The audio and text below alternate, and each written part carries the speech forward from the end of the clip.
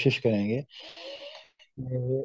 Interact کر سکیں ایک دوسرے کے ساتھ، اور ایک دوسرے کے ساتھ جب ہم انٹریکٹ کریں گے، چیزوں کو ایک دوسرے کے ساتھ آئیڈیاز کو ڈسکس کریں گے، تو وہاں سے ہمیں سیکھنے کا موقع ملے گا۔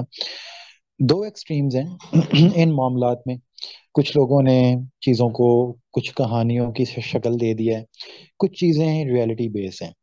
وہاں پہ ہم نے یہاں پہ ایک درمیان کا راستہ نکالنا ہے کہ دیکھیں، جو سٹوریز ہیں، جو کانسپائریسی سٹوریز ہیں، کانسپائریسی تھیوریز ہیں، ان کانسپائریسی تھیوریز کے باہر نکل کے ہم نے فیکچوئل انالیسس کرنا ہے کہ چیزوں کے پیچھے ریئلٹی کیا ہے، اور چیزوں کا ہم نے سامنا کرنا کیا ہے، اسلامک پوائنٹ آف ویو کیا ہے ان چیزوں کے بارے میں۔ دجال کا لفظ سنتے ہی ہمارے مائنڈ میں ایک کانسیپٹ آتا ہے، اور وہ ایک کانسیپٹ ہمارے مائنڈ میں بن جاتا ہے، ایک کارٹون کا کانسیپٹ بن جاتا ہے، ایک خفیہ طاقت کا کانسیپٹ بن جاتا ہے جو دنیا کے کسی کونے میں بیٹھی ہوئی اس دنیا کو کنٹرول کر رہی ہے۔ ہمارا برین ہے، ہارڈ وائر ہے، ہارڈ وائر ہے کس چیز کے لیے؟ سٹوری سننے کے لیے، کہانیاں سننے کے لیے۔ تو وہ کہانیوں کے اندر جتنا زیادہ ٹیسٹ ایڈ کرتے جائیں گے، اتنی زیادہ وہ مزیدار ہوتی جائیں گی، اتنی زیادہ ہی ہم ان کو سننا پسند کریں گے، اور ہمارے لوگ اس سے اتنے ہی زیادہ متاثر ہوں گے۔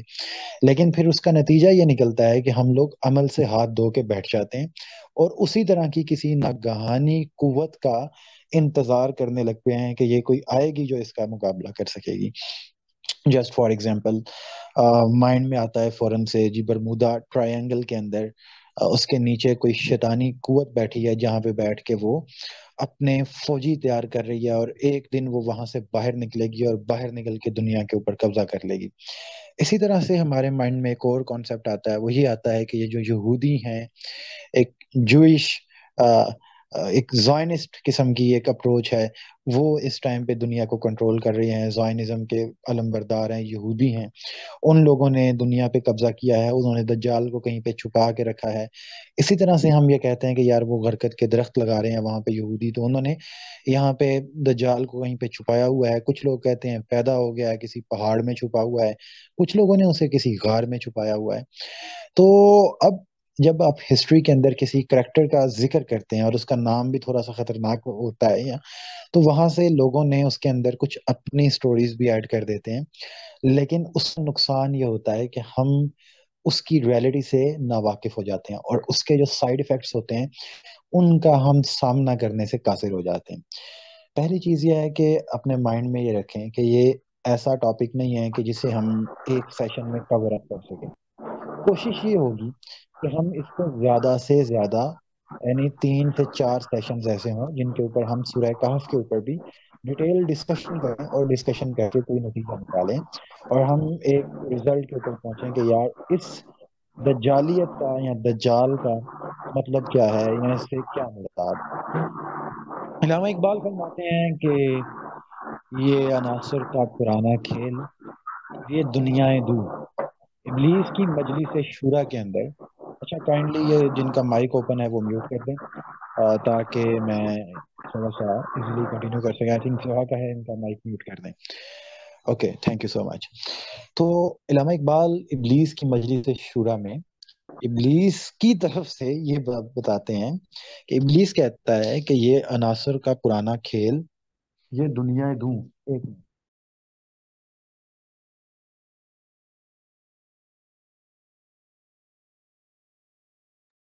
سو یہ عناصر کا پرانا کھیل، یہ دنیا دوں، فارسی نام ہے عرش اعظم کی تمناؤں کا حسن۔ یعنی یہ دنیا عناصر کا پرانا کھیل ہے، ایلیمنٹس ہیں، ایٹمز ہیں، ان کا پرانا کھیل ہے، اور یہ دنیا بے فضول اسی طرح سے چلتی چلی جا رہی ہے، چلتی چلی جا رہی ہے۔ یہ کھیل تماشا ہے یہ دنیا۔ یہ دنیا ایک کھیل ہے، تماشا ہے، ایک عناصر کا پرانا کھیل ہے جو کہ چل رہا ہے۔ سوری، یہ اوکے۔ تو عناصر کا پرانا کھیل سے مراد یہ ہے جو کہ آج میٹیریلزم ہے، میٹیریلزم کے اکارڈنگ، کہ دنیا ایک کھیل تماشا ہے۔ دنیا یہاں پہ جو ایلیمنٹس ہیں، ایٹمز ہیں، انہی کا یہ سارا تماشا ہے کہ یہ کائنات بھی وجود میں آ گئی ہے.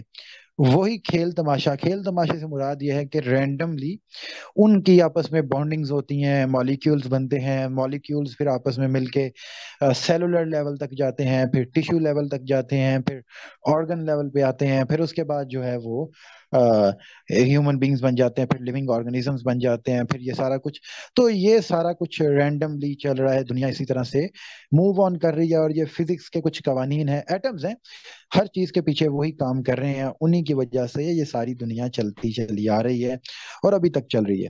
اچھا یہ آپ سلائیڈ آگے کر لیں، کوئی بندہ اس کو یعنی اسی کو یہ جو جعلیت بدی ہے یہ سامنے کر لیں آئی تھنک، کیونکہ یہ جو بیچ میں بار بار کسی بندے کا فیس آ جاتا ہے.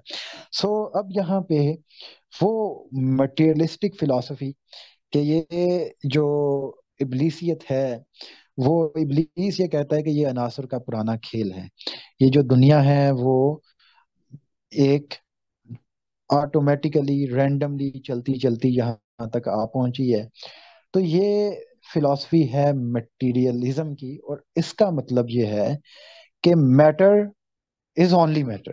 ٹھیک ہے، اونلی میٹر میٹرس. ٹھیک ہے، اس کو یہ ٹو جو اپنا سینٹینس ہے کہ اونلی میٹر میٹرس. ٹھیک ہے، جو مادہ ہے صرف وہی معنی رکھتا ہے، وہی حقیقت ہے. جو مادیت ہے، جو مادہ ہے، وہی اپنی جگہ پہ حقیقت ہے. یہ فلاسفی، یہ ایک اسٹیٹ آف مائنڈ اور یہ پورا ایک لیونگ سسٹم ہے جو کہ ہمارے اندر آیا ہے پیچھے کوئی 2 سے 3 صدیوں سے. اس کو پورے یورپ کے اندر اس کے اندر اس نام سے کمپینز چلی ہیں. اب یہ اس کی تھوڑی سی بیک گراؤنڈ ہم دیکھ لیں. اس کا بیک گراؤنڈ ایسا نہیں ہے یار کہ دنیا کے اندر کوئی 4 یہودی بیٹھے ہیں اور وہ 4 یہودی بیٹھ کے سازش کر رہے ہیں وہاں پہ، اور انہوں نے کوئی سازش کرنے کے نتیجے میں دنیا کے اندر مٹیریلزم کو جنم دے دیا ہے. بلکہ یہ ایک ریناسانس تھی، کرسچن ریناسانس تھی، جو کہ آج سے 400 سال پہلے شروع ہوئی یورپ کے اندر.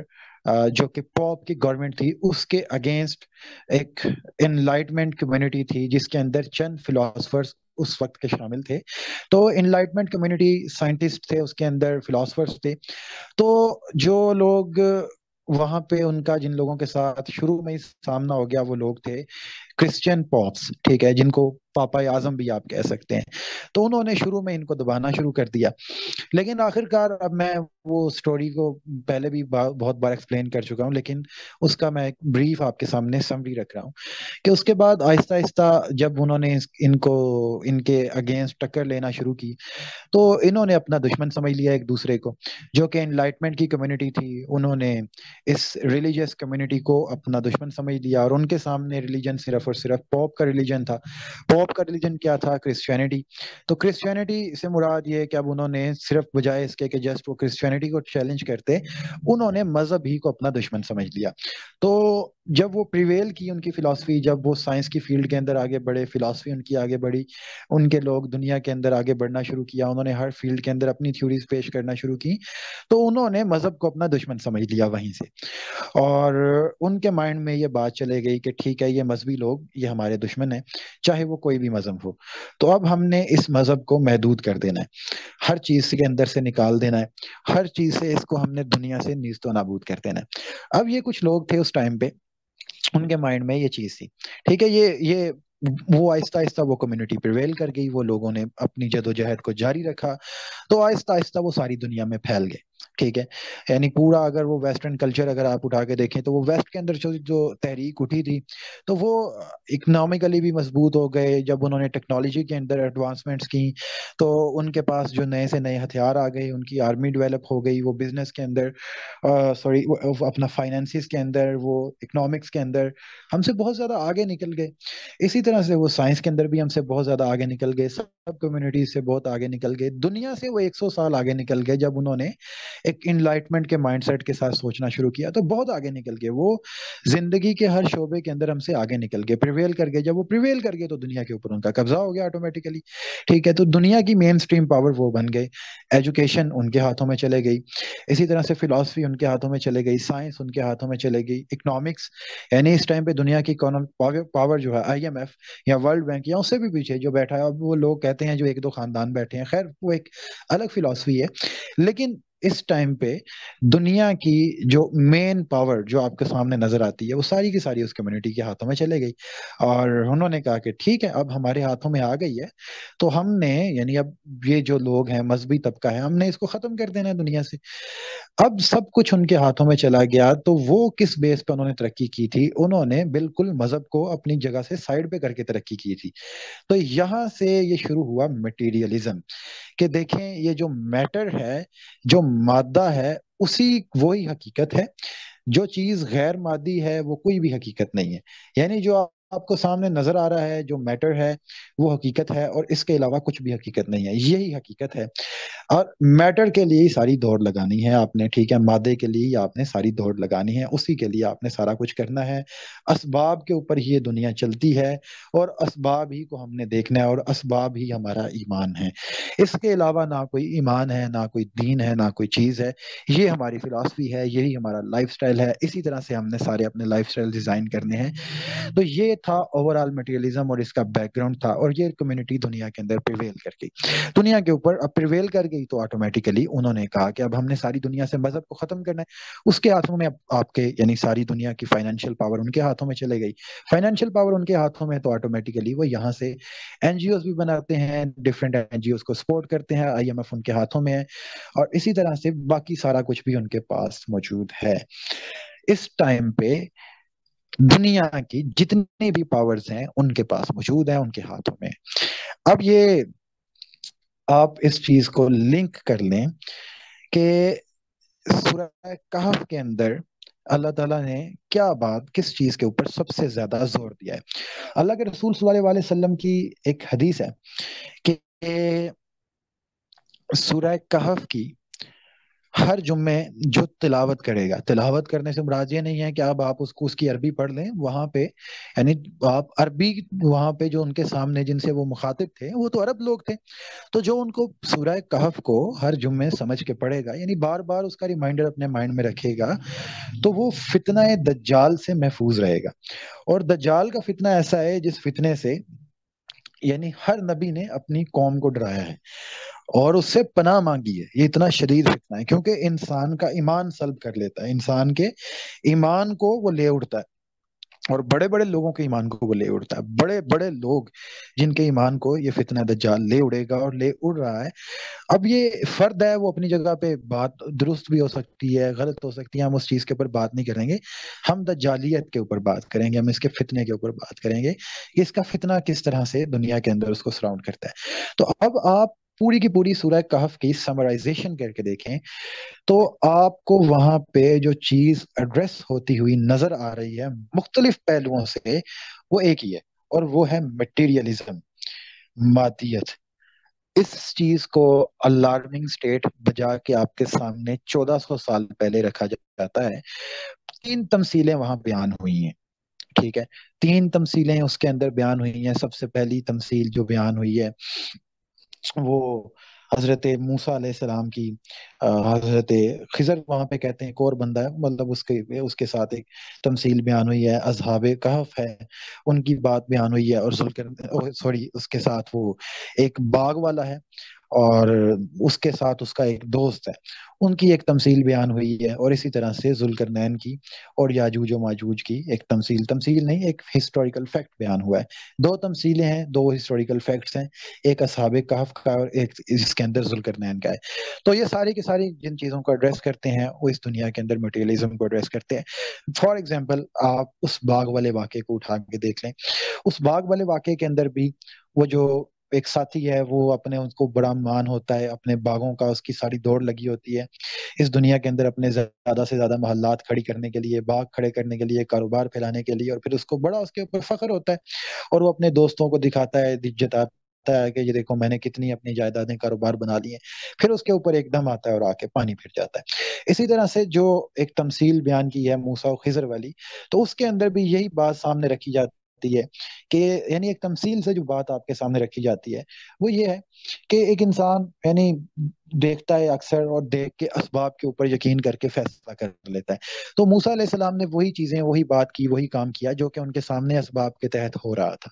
اسباب کے تحت ان کے سامنے انہوں نے دیکھا کہ بچہ قتل ہو گیا، انہوں نے دیکھا کہ کشتی کے اندر چھید کر دیا، انہوں نے دیکھا کہ دیوار کو سیدھا کر دیا، تو یہ اسباب تھے۔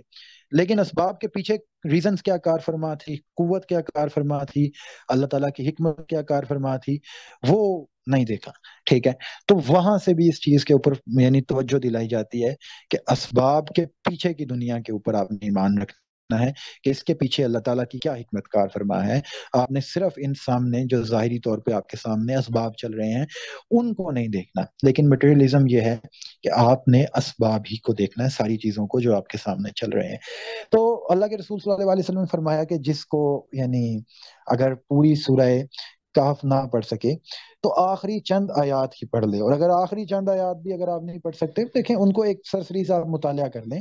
اب یہاں پہ اللہ تعالیٰ آخری آیات کے اندر ہی آیت نمبر 103 ہے، اس کے اندر اللہ تعالیٰ فرماتے ہیں کہ کل حل ننبئکم بالاکثرین عملا، اے محمد ان سے کہو کہ ہم تمہیں بتائیں کہ اپنے اعمال میں سب سے زیادہ ناکام اور نامراد کون لوگ ہیں۔ الذین ضل سعیہم فی الحیات الدنیا وهم یحسبون انہم یحسنون صنعا، کہ وہ دنیا کی زندگی میں جن کی ساری صحیح اور جدوجہد رائے راست سے بھٹکی رہی ہو، اور ان کی ساری زندگی اس دنیا کے پیچھے بھاگتے رہے ہوں اور وہ سمجھتے رہے ہوں کہ وہ سب کچھ ٹھیک کر رہے ہیں، یہ وہ لوگ ہیں جنہوں نے اپنے رب کی آیات کو ماننے سے انکار کیا اور اس کی حضور پیشی کا یقین نہ کیا، اس لیے ان کے سارے اعمال ضائع ہو گئے۔ قیامت کے روز ہم انہیں کوئی وزن نہ دیں گے، ان کی سزا جہنم ہے اس کفر کے بدلے جو انہوں نے کیا، اس مذاق کی پاداش میں جو وہ میری آیات اور میرے رسولوں کے ساتھ کرتے رہے۔ یہ میٹیریلزم، یہ اللہ اور اس کے رسول اور اس کی کتاب، ان کی آیات کے ساتھ مذاق بھی ہے، یہ کفر بھی ہے، سارا کچھ ہے کہ ایک انسان اس سب کچھ اس کی سعی و جد و جہد اس دنیا کے پیچھے بھاگنے میں مصروف رہی، اور اس کو لگتا رہا کہ وہ بہت اچھا کام کر رہا ہے، اور وہ اس چیز کے اوپر بڑا فخر کرتا رہا، اسے لگتا ہے کہ میں اس دنیا کے پیچھے بھاگتا ہوں، اس دنیا کے اندر اپنے آپ کو اسٹیبلش کرنے کے لیے۔ اب آپ اس کے امپیکٹس دیکھیں اپنی لائف کے اندر کہ وہ کس طرح سے آپ کو یہ سراؤنڈ کر رہا ہے، یہ چیزیں کس طرح سے ہمیں ہماری پوری لائف کو کور کرتی ہیں اوپر سے لے کے نیچے تک۔ دجال کے کنٹرول میں جو احادیث کے اندر ہمیں باتیں بتائی گئی ہیں، فائنینس کنٹرول اس کے پاس، ٹھیک ہے، اسی طرح سے اس کے پاس لائف کنٹرول، ڈیتھ کنٹرول اس کے پاس، ٹھیک ہے۔ اب اسی طرح سے جی وہ ایٹ اے ٹائم ساری دنیا کے اوپر نظر بھی رکھے ہوئے، ٹھیک ہے۔ پھر جی آپ دیکھتے ہیں کہ وہ اپنی اس نے جنت اور اپنی اس نے جہنم بھی بنائی ہوئی ہے، یہ ساری چیزیں فیکچوئل چیزیں آپ کے پاس۔ اب آپ ذرا غور کر کے دیکھیں، میرا آپ سے یہ سوال ہے، یعنی سب سے پہلے آپ فائنینشیل کنٹرول کو لے لیں۔ پاکستان کو اس سال آئی ایم ایف قرضہ نہ دیتا تو پاکستان سروائیو نہیں کر سکتا تھا۔ ہمارے پاس جتنا ہمارے اسٹیٹ کے پاس پیسہ تھا اس کے اندر ہم نیکسٹ ایئر کے لیے پیٹرول بھی نہیں خرید سکتے تھے، ہم اپنا ہماری پورا کا پورا ملک ڈیفالٹ ہو جاتا، ہمارے ملازمین کو دینے کے لیے ہمارے پاس تنخواہیں موجود نہ ہوتی، فورن کنٹریز سے پاکستان کے اندر انویسٹمنٹس نہ آتی۔ اسی طرح سے جن لوگوں نے پاکستان کے اندر انویسٹمنٹس کی ہوئی تھی، جنہوں نے پاکستان کو قبضے اپنا قرضے دیے ہوتے تھے، تو لیگلی وہ پاکستان کے اوپر قبضہ کرنے کا بھی حق رکھتے، اور پاکستان کے اندر موجود ہر طبقہ بھوکا مر جاتا۔ پاکستان کے اندر آپ کے یہاں پہ ہر چیز کا قحط پیدا ہو جاتا، خانہ جنگی کی ایک صورتحال پیدا ہو جاتی اگر آئی ایم ایف آپ کو $3 ارب نہ دیتا، ٹھیک ہے۔ تو یہ آپ اس چیز سے ایک چیز کا اندازہ لگائیں گے، اب پاکستان کو چلیں جی آئی ایم ایف نے ایک سال کے لیے دے دیا، تو اس کے ساتھ انہوں نے اپنی شرائط ایڈ کر دی کہ اس شرط پہ تمہیں اتنے پیسے دیں گے، یہ تمہیں اتنے پیسے دیں گے تو ہم تم نے ایک سال کے لیے گزارا کرنا ہے۔ ایک سال کے بعد یقیناً ہم نے پھر ان کے پاس جانا ہے، اور انہوں نے پھر نئی سے نئی شرائط ایڈ کرنی ہے کہ یہ شرائط ہیں، مانو گے ملے گا تو کھاؤ گے، نہیں تو بھوکے مر جاؤ گے۔ یہ شرائط ہیں جی پاکستان کے لیے، IMF کی، اور ہر اس مسلمان ملک کے لیے جو کہ ابھی تھرڈ ورلڈ کنٹری ہے، موجود ہے، تو اس کے لیے ان کی یہ شرائط کس طرح سے انہوں نے قبضہ کیا ہوا ہے. تو فائنینس کنٹرول IMF کا کس طرح سے ہے ہمارے ملکوں کے اوپر کہ جی اگر ہم آپ کو نہیں دیتے تو آپ ڈیفالٹ کر گئے تو مر گئے، آپ بھوکے مر گئے. جو حکمران طبقہ ہے وہ تو چلیں ٹھیک ہے دوسرے ملکوں میں نکل جائے گا. اچھا اب شرائط ان کی چیک کریں. اگر وہ $10 ملین انہوں نے $100 ملین انہوں نے پنجاب کو دیے ہیں اس شرط کے ساتھ کہ آپ نے یہاں پہ ہومو سیکشولیٹی کو پروموٹ کرنا ہے، آپ نے ٹرانسجینڈر کو پروموٹ کرنا ہے، ان کے رائٹس کے لیے آپ نے فائٹ کرنی ہے، آپ نے یہاں پہ ایجوکیشنل سسٹم کے اندر ویسٹرن کلچر کو پروموٹ کرنا ہے، یہاں سے ٹریڈیشنل کلچر کو ختم کرنا ہے، اور جو آرگنائزیشنز یہاں پہ ورک کر رہی ہیں اسلامک کلچر کی اس کی ڈومیننسی کے لیے، تو ان آرگنائزیشن کو آپ نے لمیٹڈ کرنا ہے، ان کو بین کرنا ہے، ان کے اوپر اپنے پابندیاں لگانی ہیں. سو اب آپ نے ان چیزوں ان تمام تر شرائط کے ساتھ پاکستان کو $100 ملین دے دیے. تو یہ $100 ملین آپ لگا لیں کہ جی آپ 10 بلین بن جاتے ہیں، اور اس کو وہ پنجاب کو دیے، اور پاکستان کو انہوں نے $3 ارب دیے کہ پاکستان جو ہے وہ over all as a state Pakistan survive کر جائے 1 سال کے لیے. اور $10 ارب انہوں نے پنجاب کے اندر دیے ہیں ڈفرینٹ NGOs کے تھرو IMF نے کہ جی آپ نے یہ کام یہاں پہ کرنے ہیں. اب میرا آپ سے یہ سوال ہے کہ اگر پاکستان نیکسٹ ایئر تک سٹیبل نہیں ہوتا، اور اگلے سال تک ہمارے پتہ ہے نا یہ کوئی پرومیننٹ حل نہیں ہے، کوئی مسئلہ کوئی پکا حل موجود نہیں ہے کہ جی آپ ان سے $3 ارب لے لیں، آپ 1 سال بعد چلائیں اور پھر آپ نے 1 سال بعد یہ قرضہ بھی واپس کرنا ہے. جب آپ کے پاس واپس کرنے کے لیے نہیں ہوگا تو دوبارہ وہ آپ کو قرضہ دیں گے. ان کے پاس پیسے کی کمی نہیں ہے. یعنی پاکستان $3 ارب کے لیے رو رہا ہے. انڈیا ریونیو جنریٹ کر رہا ہے صرف IT سیکٹر سے $245 بلین کا، اور پاکستان $3 بلین کے لیے رو رہا ہے، اور ان کی تمام در شرائط کو قبول کر.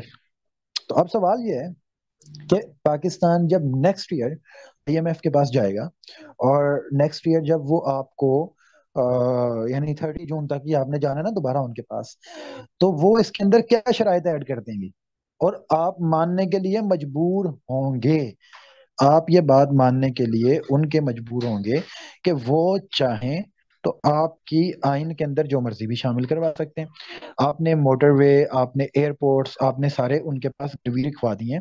اگر وہ کہیں کہ پارلیمنٹ آپ کا حکومتی ادارہ، یا نیکسٹ ایئر آپ نے اپنی آرمی، آپ نے کچھ اپنے میزائلز، دیگر چیزیں بھی آپ نے اپنی گروی رکھوانی ہے ان کے پاس رکھوا دیں ان کو، یا آپ نے نیوکلیئر ویپنز ان کو سرنڈر کرنا ہے، آپ کو کرنے پڑیں گے. آپ نے زندہ رہنا ہے یا آپ نے جو ہے وہ ایٹم بم کھانا ہے، کیا کرنا ہے آپ نے، تو آپ کو کرنے پڑیں گے آٹومیٹیکلی. یہی کام ہے کہ نیکسٹ ایئر اگر وہ چاہیں تو پاکستان کے اندر سے بہت سی ایسی کمیونٹیز آپ کے مدارس کا کنٹرول لے سکتے ہیں، وہ چاہیں تو آپ کے علماء کا کنٹرول لے سکتے ہیں، وہ چاہیں تو اوور آل پاکستان کے ایجوکیشنل سسٹم کے اندر جو مرضی چیزیں ایڈ کروا دیں، $بلینز پاکستان کے اندر وہ فنڈنگ کریں گے. تو اس کا ان کو کوئی فرق نہیں پڑتا. ان کا یعنی امریکہ کا ایک شہری ہے ایلون مسک، پاکستان خرید سکتا ہے یار، پاکستان کا قرضہ اتارے جتنا اس کے لائف سٹائل کو کوئی فرق نہیں پڑتا، وہ پورا پاکستان خرید سکتا ہے. ٹھیک ہے، ہمارا پورا کا پورا ہماری پوری اسٹیٹ خرید سکتا ہے یار. اسٹیٹ بینک کے پاس اتنے پیسے نہیں ہیں پاکستان کے پاس جتنے اس اکیلے بندے کے پاس پیسے ہیں. تو اسی طرح سے یہ اگر نیکسٹ ایئر پاکستان نے ان سے قرضہ مانگا تو انہوں نے اس کے اندر کیا کیا چیزیں ایڈ کروانی ہیں. سو وہ جسے چاہے گا وہ اس کے لیے رزق کشادہ کر دے گا، اور جسے چاہے گا اس کے لیے روک دے گا. اب یہ دجال کی صفت ہے، یعنی وہ اپنے آپ کو خدا ثابت کر رہا ہے، اور یہ یعنی ہر بندے کے سامنے بھی آ جائے گی بات، اور ہر بندہ سمجھے گا بھی نہیں کہ یہ کیا ہو رہا ہے. یعنی مجبور ہوں گے، ہم کہیں گے یار ٹھیک ہے سمجھوتا کر لیں، کوئی بات نہیں ہے، زندہ بھی تو رہنا ہے، اور ہر بندے کے پلے بات نہیں پڑے گی یہ والی. اللہ کے رسول صلی اللہ علیہ وسلم نے فرمایا کہ اس کے ماتھے پہ کافر لکھا ہوگا، لیکن ہر ایمان والا اسے پڑھ لے گا، چاہے اسے پڑھنا آتا ہو یا نہ آتا ہو. اس کے سامنے نظر آ رہا ہے کہ یار یہ کیا ہو رہا ہے. تو آپ کا فوڈ کنٹرول اس نے لے لیا. اب جہاں پہ وہ چاہے گا بارش برسا دے گا، جہاں پہ وہ چاہے گا وہ قحط برسا دے گا. اس سے کیا مراد ہے؟ یہ فائنینس کنٹرول ہے نا. تو اس کے پاس ہے اس ٹائم پہ. انہوں نے اس کو اپنے پاس رکھا ہوا ہے. فائنینس کنٹرول، آپ کی اکنامک جتنی بھی آپ کی اس وقت جو پیسہ ہے، آپ کا جو پیٹ ہے، وہ ان کے اوپر ڈیپینڈ کرتا ہے. وہ چاہیں گے تو آپ کھائیں گے، ورنہ نہیں. ٹھیک ہے. تو اب پہلی چیز. اب دوسری چیز وہ اس سے بھی خطرناک چیز ہے. اس سے ہمارے ایمان متزلزل ہو جاتے ہیں بندوں کے، وہ دیکھنے کے بعد کہ یار ایسا بھی ہو سکتا. اور اس کو میں نے، حالانکہ ہم پڑھ پڑھ کے بڑے ہوئے ہیں کہ جی دجال سے متعلق احادیث کو پڑھ کے بڑے ہوئے ہیں، لیکن اس کے باوجود ہمارے بڑے سے لوگ ایتھیسٹ ہو جاتے ہیں اس کو دیکھنے کے بعد، ان چیزوں کو. وہ کیا، وہ جب دیکھتے ہیں وہ کہتے ہیں کہ یار یہ بندے کے اندر اب جو اس ٹائم پہ جینیٹک انجینئرنگ کی فیلڈ آ رہی ہے اور آرٹیفیشل انٹیلیجنس کی فیلڈ آ رہی ہے، ان دونوں کو اگر آپ دیکھیں تو وہاں پہ جو ریسرچز ہو رہی ہیں جینیٹک انجینئرنگ کے اندر، اب یہ ریسرچ ہوئی ہے کہ انسان اپنی عمر بڑھتا ہے، انسان کی عمر بڑھتی ہے کس وجہ سے؟ کہ انسان کے اندر ایجنگ جین موجود ہوتی ہے. ٹھیک ہے. ایجنگ جین انسان کے اندر سے نکال دی جائے 23 سال کی عمر میں، ٹھیک ہے، تو اس کی عمر نہیں بڑھے گی، وہ بوڑھا ہی نہیں ہوگا، تو بڑے کم چانسز ہیں وہ مرے. اب تھوڑا سا آپ اس سے آگے چلے جائیں. اس سے اگلی چیز یہ آ رہی ہے کہ آپ ماں کے پیٹ کے اندر ہی بچے کی جینیٹک انجینئرنگ کرتے ہیں. اس بچے کو نہ کینسر ہوگا، اس بچے کو نہ شوگر ہوگا، نہ اس بچے کو کوئی بیماری ہو سکتی ہے. وہ بچہ یعنی اس کا ایک انٹیلیجنٹ بھی ہوگا، وہ فزیکلی بھی اسٹرانگ ہوگا، پاورفل ہوگا. وہ سارا کچھ اس بندے کے، اس بچے کے اندر وہ سیٹنگ کرتے ہیں، ماں کے پیٹ کے اندر ہی اس کی جینیٹک انجینئرنگ کرتے ہیں. اور جب وہ بچہ پیدا ہو تو آپ دیکھیں کہ وہ بچہ ایک یعنی سپر پاور ہو، وہ بچہ مرے گا بھی نہیں. ٹھیک ہے. اور اس کی آپ یعنی اب کوئی آپ دیکھیں نا کہ وہ کوئی 18 سال کی عمر میں پہنچے یا 20 سال کی عمر میں پہنچے، 23 سال کی عمر میں پہنچے، اس کی آپ ایجنگ جین کو نکال دیں، اس کی عمر وہیں پہ رک جائے. تو جینیٹک انجینئرنگ کے ذریعے سے آپ نے اس کو ایسا ڈیزائن کیا ہے کہ اس کو کوئی جان لیوا مرض لاحق نہیں ہو سکتا، تو وہ بندہ مرے گا ہی نہیں. اچھا، اب اگلا کام اس سے دیکھیں کہ ایک چیز آتی ہے ہمارے ہاں، وہ یہ ہے کہ ایکسیڈنٹل ڈیتھس تو پھر بھی ہوتی رہیں گی. اس کا آپ کیا کریں گے؟ ایکسیڈنٹل ڈیتھس کیا ہوتی ہیں؟ زیادہ سے زیادہ قتل و غارت. قتل و غارت سویلائز ورلڈ کے اندر اب ختم ہوتی جا رہی ہے، اتنی زیادہ نہیں ہے. ہمارے جیسے ملکوں میں ہے وہ بھی اب ختم ہو جائے گی. لیکن سب سے زیادہ کیا ہوتی ہے؟ Accidental deaths. ٹھیک ہے. ایکسیڈنٹل ڈیتھس کس کے اندر ہوتی ہیں؟ زیادہ تر قدرتی آفات ہوتی ہیں، یا سب سے زیادہ روڈ ایکسیڈنٹس. آرٹیفیشل انٹیلیجنس اس چیز کو ریپلیس کر لے گا، کیونکہ یہ جو ایکسیڈنٹل ڈیتھس ہوتی ہیں یہ انسان کی غلطیوں کی وجہ سے ہوتی ہیں، انسان کی ڈرائیونگ کی وجہ سے ہوتی ہیں. جب آرٹیفیشل انٹیلیجنس یہ ڈرائیونگ کی فیلڈ کو ریپلیس کرے گا تو آٹومیٹیکلی آپ کے روڈ ایکسیڈنٹس بھی بند ہو جائیں گے. سو آپ کی جو حادثاتی اموات ہیں اس کے اوپر بھی وہ کنٹرول پا لیں گے. تو الٹیمیٹلی ہر چیز ان کے کنٹرول میں آ گئی. اب سوال یہ ہے کہ بندہ مرے گا کیسے؟ نہیں مرے گا. عقل ہماری یہی کہتی ہے، ظاہری طور پہ اسباب یہی کہتے ہیں نہیں مرے گا. پھر یہ فلسفی آ جاتی ہے کہ سر یہ مذہب کہانی ہے، یہ کوئی آفٹر لائف نہیں ہوتی، مرنے کے بعد کچھ نہیں ہے، یہ زندگی یہی ہے ساری. اب یہ چیزیں دیکھے گی ہماری جو سائنٹیفک کمیونٹی ہے، جو ہماری ایجوکیٹڈ کمیونٹی ہے، جو یونیورسٹی سے نکلیں گے وہ دیکھیں گے، وہ کہیں گے یار یہ کیا ہو رہا ہے، یہ تو مذہب تو واقعی فراڈ ہے. یہ تو سامنے سامنے آپ کو چیز نظر آ رہی ہے کہ یہ تو لائک ہمارے ساتھ فراڈ کیا گیا مذہب کے نام پہ. اس کا مطلب یہ ہے کہ کوئی خدا نہیں ہے، کوئی مذہب دین نہیں، یہ جو سامنے نظر آ رہا ہے یہ تو ہمیشہ کی زندگی. اب اس کو دیکھتے ہوئے بہت سے لوگ ایتھیسٹ بھی ہو جاتے ہیں، اور ہو بھی رہے ہیں یار. تو اب اس کو یعنی کوئی ایسی بات نہیں ہے کہ لوگ کوئی ٹکی چھپی بات ہے وہ کہیں گے یار کوئی یہ جو ہر بندہ، تو اللہ کے رسول صلی اللہ علیہ وسلم نے فرمایا کہ اس کے ماتھے پہ لکھا ہوگا کافر، لیکن ہر ایمان والا اسے پڑھ لے گا، جسے پڑھنا آتا ہو یا نہ آتا ہو. تو ہاں جسے پڑھنا آتا ہے وہ بھی نہیں پڑھ رہا، ایسے ویسے یہ عام بندہ نہیں پتا چلتا. اور لاکھوں کی تعداد میں ہمارے مسلمان ایتھیسٹ ہوتے چلے جا رہے ہیں ان چیزوں کو دیکھتے ہوئے کہ جی دیکھیں اے آئی آ رہی ہے، دنیا کہاں پہ پہنچ گئی ہے، آپ ابھی تک قبر کا عذاب لے کے بیٹھے ہوئے ہیں. دنیا کہاں پہ پہنچ گئی؟ دنیا چاند پہ پہنچ گئی ہے، دنیا مریخ پہ پہنچ گئی ہے. جی دنیا نے یہاں پہ قبضہ کر لیا، وہاں پہ کر لیا، تو آپ جو یہیں پہ ابھی تک یہاں پہ بیٹھے ہیں تو بڑی کلیئر بات ہے. اب اسباب کو آپ دیکھیں ظاہری طور پہ تو آپ کو یہی نظر آتا ہے کہ یہ واقعی کہانی ہے بھائی. اسباب تو آپ کو یہی سجیسٹ کرتے ہیں. تو اگلے 20 سال کے اندر اے آئی ریپلیس کر لے گی بہت سی چیزوں کو. ड्राइविंग को, और जितनी मेमोरी जॉब्स हैं, तो अनफॉर्चुनेटली मैथमेटिक्स वालों के लिए बहुत बुरी खबर है कि जो मेमोरी के रिलेटेड जितनी जॉब्स हैं और मैथमेटिक्स से रिलेटेड जितनी जॉब्स हैं, ऑटोमेटिकली उसको रिप्लेस कर लेगी एआई। तो मैथमेटिक्स दुनिया से खत्म हो जाएगी, क्योंकि मैथमेटिक्स ज्यादातर आपको अप्लाई करनी पड़ती है, बैंक्स के अंदर करनी पड़ती है, अकाउंट्स के अंदर करनी पड़ती है, या अब ज्यादा से ज्यादा टीचिंग होती है उसकी, तो प्रैक्टिकली लाइफ के अंदर होती है। लेकिन उसको जब रिप्लेस कर लेगा एआई, तो फिर मैथ्स अल्टीमेटली दुनिया से खत्म हो जाएगी। तो उससे, और मेमोरी जॉब्स जितनी भी हैं उनको एआई रिप्लेस कर लेगा। खैर, ये एक जिमनी बात थी। लेकिन एआई, आर्टिफिशियल इंटेलिजेंस, एक और भी काम करेगा, और वो ये है कि जो जंगें लड़ी जाती हैं जिसके अंदर आप अपने बंदे मरवाते हैं, आपको मरवाने की जरूरत नहीं पड़ेगी। आप एआई को भेजेंगे, एक रोबोट को भेजेंगे जंगे लड़ने के लिए, उसे सामने कर देंगे और वो कर भी लेगा। ठीक है, और वो इंसान से बेहतर लड़ भी लेगा। ठीक है, तो अब आप एक बिल्कुल सेफ साइड पे आके बैठ गए, आपने दुनिया को किस तरह से अपने पंजों में जकड़ लिया। लेकिन ये इंसान को समझ नहीं आ रही कि ये किस तरफ चीजें जाती जा रही हैं। ये है बेसिकली मटेरियलिज्म, के उन्होंने लाइफ के ऊपर कंट्रोल ले लिया है, डेथ के ऊपर कंट्रोल ले लिया है, यानी आपकी बर्थ के ऊपर कंट्रोल आ गया, डेथ के ऊपर कंट्रोल आ गया, फाइनेंस के ऊपर कंट्रोल आ गया, थॉट्स के ऊपर कंट्रोल आ गया। अब थॉट्स के ऊपर आ जाए, हमारे प्रैक्टिकली हर बंदे की लाइफ के अंदर सबसे पहली चीज क्या होती है? पैदा होने से लेके मरने तक अब एक चीज की दौड़ लगी होती है, और वो ये लगी होती है कि किसी तरह से हमने इस दुनिया के अंदर माल कमाना है। साइकोलॉजिकल लेवल के ऊपर भी ये चीजें हमारे ऊपर उतर आई हैं। ये जो मैंने सूरह कहफ की आयत नंबर 103 से 106 आपके सामने बयान की है, मोहम्मद इनसे कहो कि हम तुम्हें बताएं कि अपने अमाल में सबसे ज्यादा नाकाम और नामुराद लोग कौन हैं। वो लोग जिनकी सारी जिंदगी बर्बाद हो गई इस दुनिया के पीछे, लेकिन वो ख्याल करते रहे कि वो सब कुछ ठीक कर रहे हैं। ये वो लोग हैं जिन्होंने अपने रब की आयत को मानने से इनकार किया और उसके हजूर पेशी का यकीन ना किया।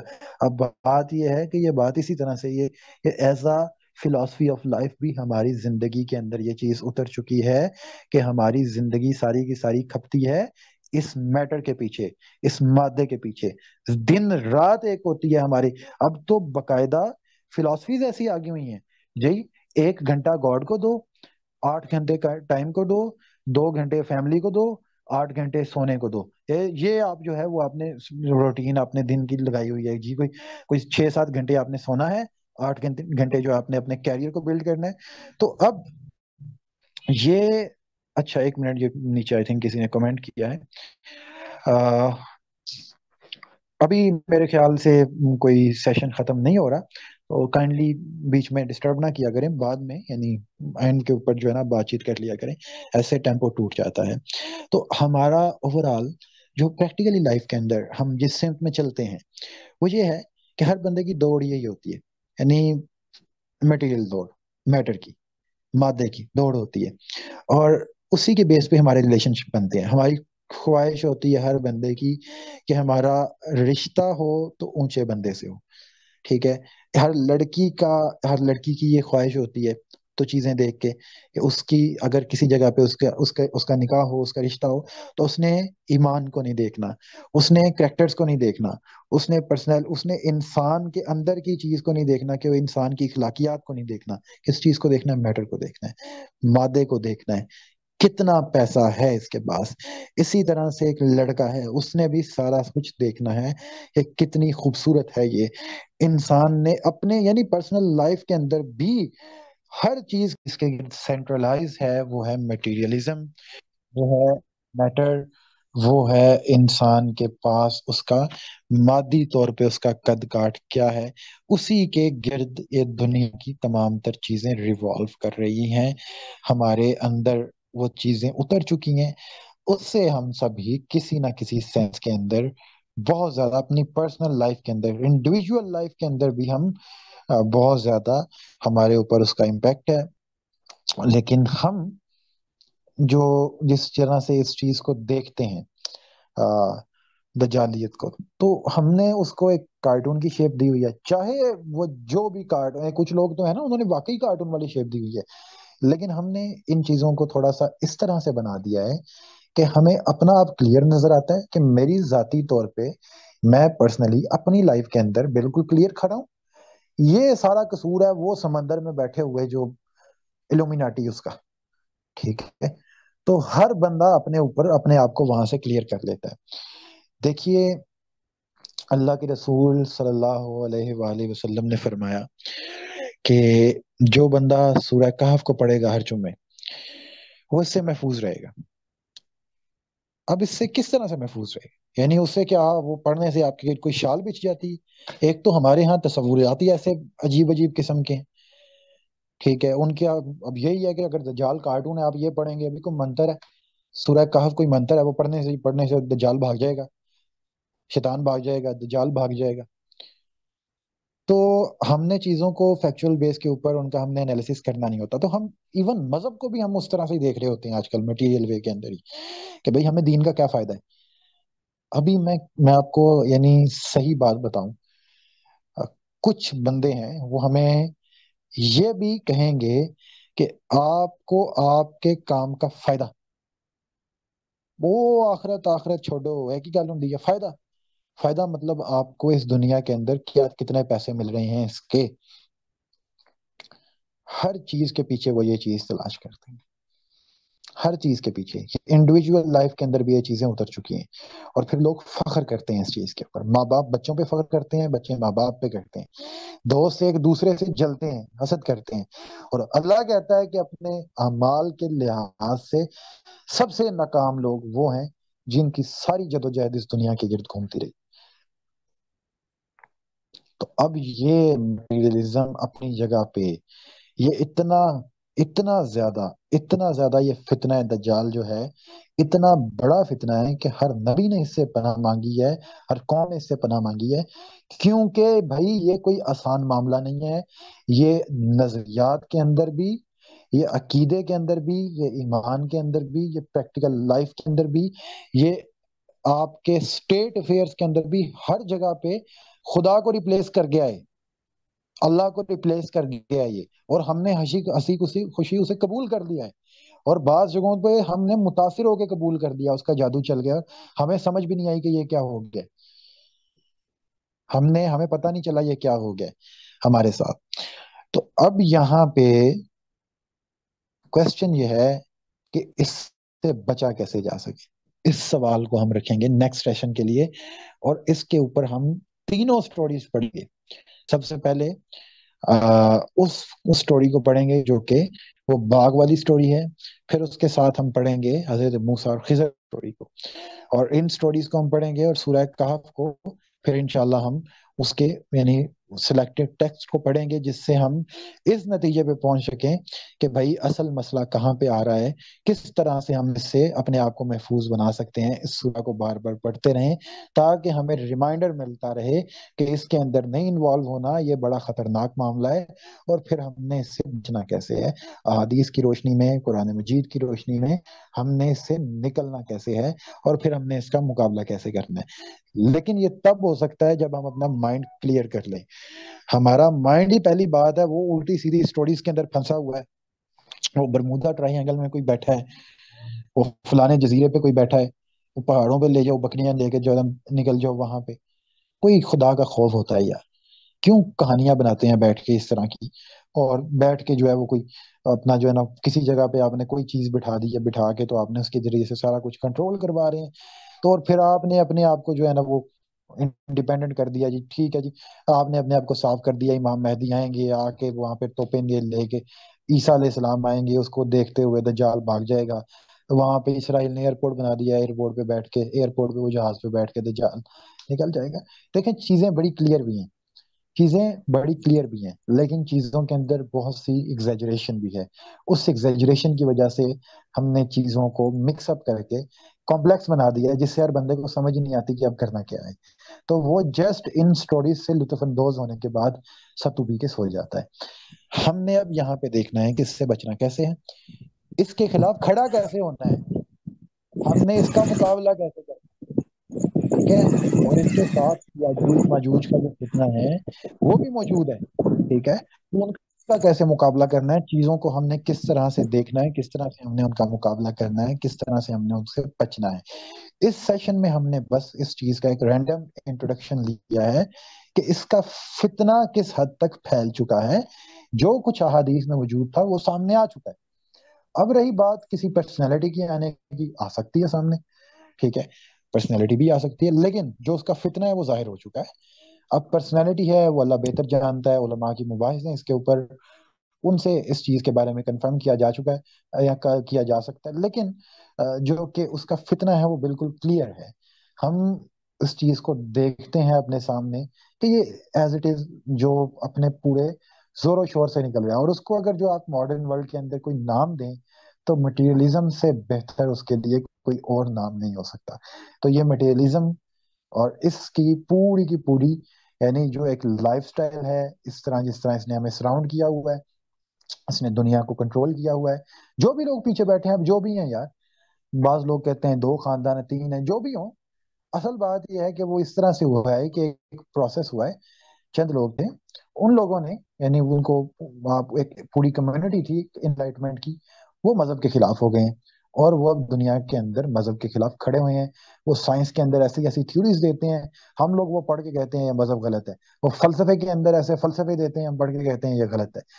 وہ لوگ ہمارے ساتھ ٹیکنالوجی کے اندر اتنے زیادہ آگے نکل چکے ہیں کہ ہمارے نوجوان احساس کمتری کا شکار ہو جاتے ہیں. وہ جو بات کہتے ہیں ہم قبول کر لیتے ہیں. ہم معاشی طور پہ اتنے پیچھے رہ چکے ہیں کہ وہ ہمیں پیسے دے کے خرید لیتے ہیں. ہمارے اوپر کھانا بند کر دیں, پانی بند کر دیں, اس چیز تک ہمارے اوپر قادر ہیں. وہ زندگی موت بنا رہے ہیں, سارا کچھ کر رہے ہیں. تو اب بے شک یہ اللہ کی صفت ہے, لیکن اب یہ اسباب بھی چل رہے ہیں اس کے پیچھے. بندے کو یہ چیزیں کلیئر کرنے کی ضرورت بھی ہے. تو انشاءاللہ جب ہم یہ بات کریں گے موسیٰ اور خضر والے واقعے میں, تو ہم اس چیز کو کلیئر کریں گے کہ یہ زندگی موت والا معاملہ کیا ہے, اس کے پیچھے اسباب کار فرما ہوتے ہیں, یا جو بھی معاملہ ہے اس کو انشاءاللہ ہم وہاں پہ کلیئر کریں گے. آج تک کے یعنی ابھی تک کے جو بھی سیشن ہوا ہے, اس سے ریلیٹڈ کسی قسم کا کوئی کویسچن ہے, کوئی کنفیوژن ہے, وہ لازمی کلیئر کر لیں. تو انشاءاللہ نیکسٹ فرائیڈے کا میں پرومس نہیں کرتا, نیکسٹ سیٹرڈے انشاءاللہ اس سیشن کو ہم دوبارہ لے کے چلیں گے. تو ابھی تک کوئی کویسچن ہے تو لازمی کر لیں. Thank you so much.